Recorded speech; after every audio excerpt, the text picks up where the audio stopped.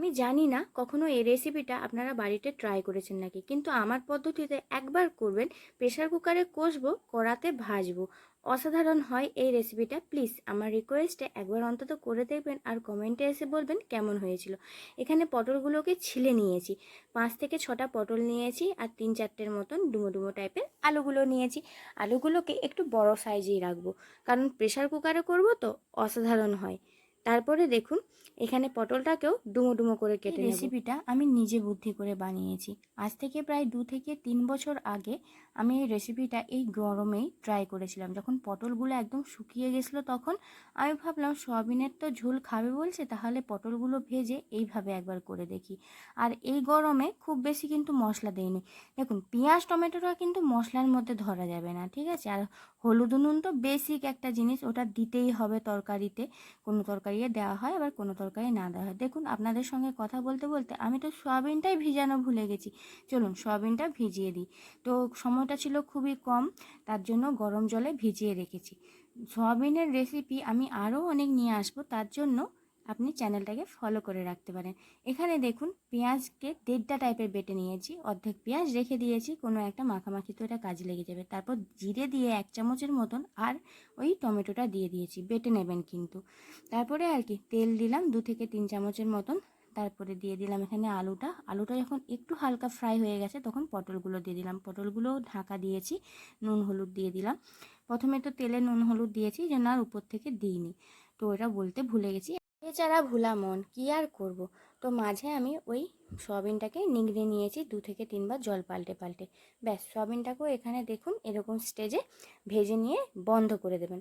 আর একটু টাইপ মানে যেমন আপনারা ভাজা খেতে চান সেরকম টাইপের করতে পারবেন। আমার কথাতেও নয়, ভাজাভাজিটা এবার নিজের উপর ডিপেন্ড করে। এবার আমার ছোট্ট প্রেশার কুকারটা আমি নিয়ে নিলাম। জানেন, এই প্রেশার কুকারটা আমার ছেলে যখন পেটে ছিল, তখন আমাকে ডেলি মুসুর ডাল খেতে বলেছিল ডাক্তার, তার জন্য নেওয়া। বলি এইটুকু মুসুর ডাল প্রত্যেকদিন আবার কী করে করে খাবো, এই জন্য এটা তখন নিয়েছিলাম, খুব স্মৃতি। তো এখানটায় আবার তেল নিলাম, ওই বেশি তেল নিইনি কিন্তু, আগে অতটা তেল ব্যবহার করেছি তো 1 থেকে 1.5 চামচের মতন তেল দিয়েছি, পেঁয়াজ বাটাটা দিয়ে। তারপরে আদা রসুন কিন্তু দিয়েছি, আদা রসুনের পেস্টটা অলরেডি আমি ফ্রিজে করে রেখে দিয়েছি, তো ওই জন্য আমি এখানে পেস্টটা ইউজ করে নিলাম। আপনারা চাইলে আগে থেকে যদি পেস্ট করে রাখা না থাকে তাহলে দিয়ে দেবেন। আর হ্যাঁ, এখানটায় আমি কিন্তু মশলা ইউজ করেছি, ধনে গুঁড়ো, লঙ্কা আর হলুদ, ব্যাস। আর কিন্তু কোনো মশলাই করিনি। তাহলে মশলা বলতে তাহলে কি গেল বলুন তো? জিরে আর ধনে গুঁড়ো।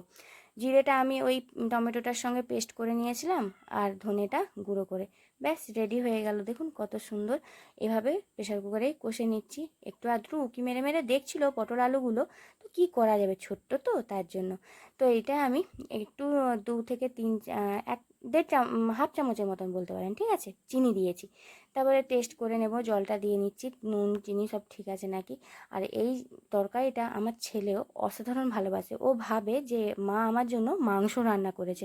একবার অবশ্যই এইভাবে তরকারিটা খেয়ে দেখবেন।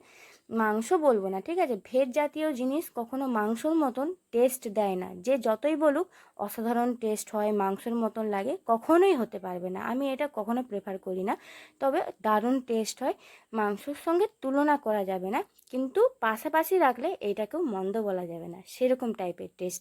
একবার অবশ্যই কিন্তু বানাবেন, দারুণ টেম্পটিং লাগে। আর আমাদের বাড়িতে আজকে এইটাই হয়েছিল।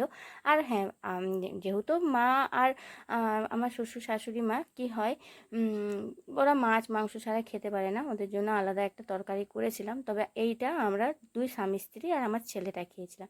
যে সয়াবিনটা না খাবে সেও কিন্তু এই সয়াবিনের রান্নাটা এভাবে করে দিলে চেটে বুটে খাবে। আর আমার শাশুড়ি মাকে, মানে আমার শাশুড়ি মা সয়াবিনটা অতটা পছন্দ করে না, কিন্তু আমি জোর করে খাওয়াও। ডাক্তারও বলেছে সয়াবিনটা খেতে, তাকে কিন্তু খায়। আর আমার শ্বশুরমশাই তবে পছন্দ করেন না, তবে আমি দিলে নাও করে না। তাহলে কেমন লাগলো রেসিপি অবশ্যই বলবেন। আসবো আরেকটি ভিডিও, ভালো থাকবেন।